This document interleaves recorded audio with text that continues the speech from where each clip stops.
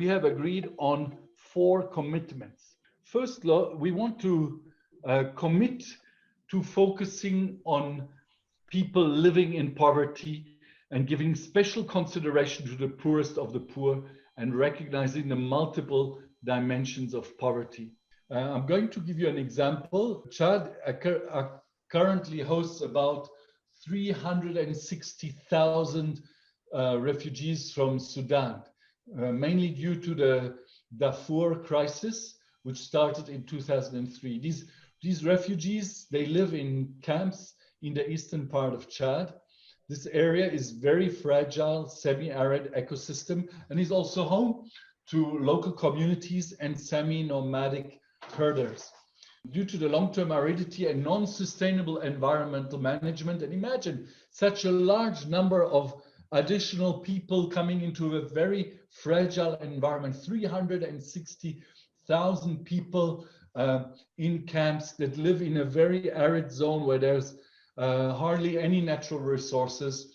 The overexploitation of the natural resources creates a gradual disaster that puts all these vulnerable and marginalized communities at risk of not meeting their basic needs. Now, SDC, our agency, as well as many other organizations, support these groups, these vulnerable groups, in restoring the overexploited ecosystem. The project, this project that I'm speaking about, brought together the displaced and the local population. So we get the refugees and we get the local populations to work together and to do management plans for the use of their natural resources and to help them to restore the degraded ecosystem by recovering the tree cover, by planting trees, by helping to collect water and to make sure that the water stays there and doesn't run off in gullies when there is a lot of erosion.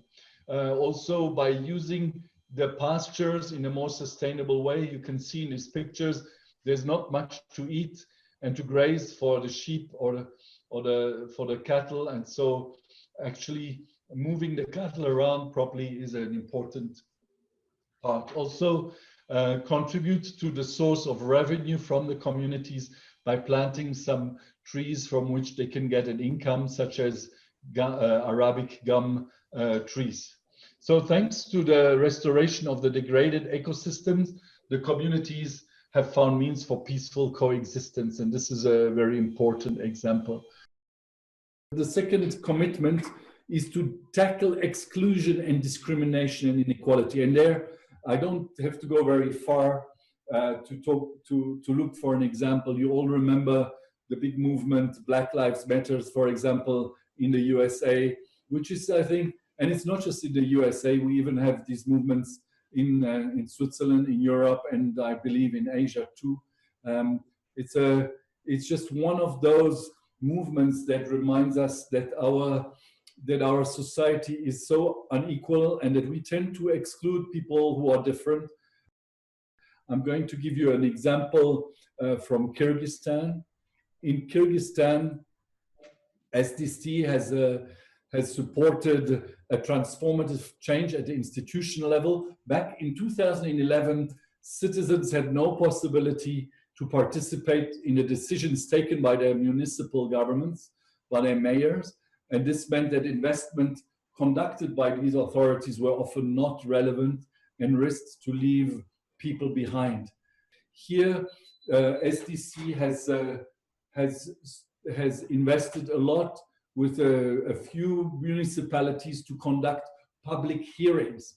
So to actually establish a forum where the citizens can come and ask questions of their municipal governments. And based on these successful experiences in municipalities, the government has actually passed a new piece of legislation which introduced the public budget hearings nationwide in 2017. So now these kind of hearings are moving right across the country.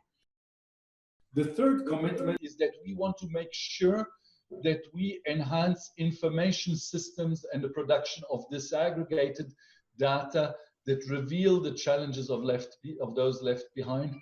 It's important to see within a country which are the towns that are poor and that do not have the access to the resources. It's important to see which are the population groups, because if a significant economic or social group is left behind, our development is not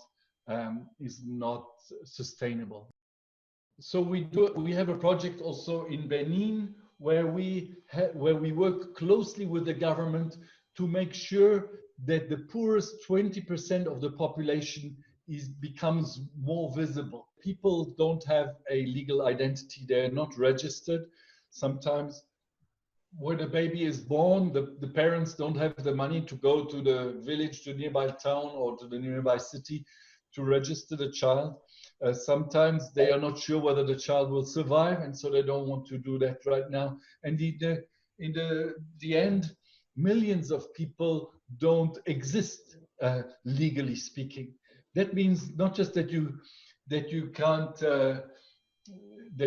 own something, and it means that you can't have a driver's license. It means that you cannot inherit anything. You can't own anything formally, and this is a very big problem that we also have to tackle.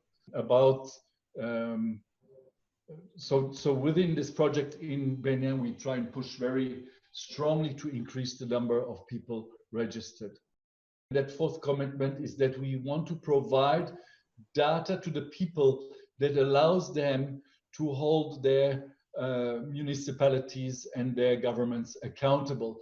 I have one more example for you here from Tanzania, where SDC supports 4 key accountability civil society organizations. So we actually strengthen civil society organizations that help to organize and empower citizens, especially women and youth and local organizations, so that they can engage effectively in public oversight, so that they can understand the accounting of their municipality, so that they can understand what infrastructure plans and what education plans are there, and so that they can hold their own governments accountable.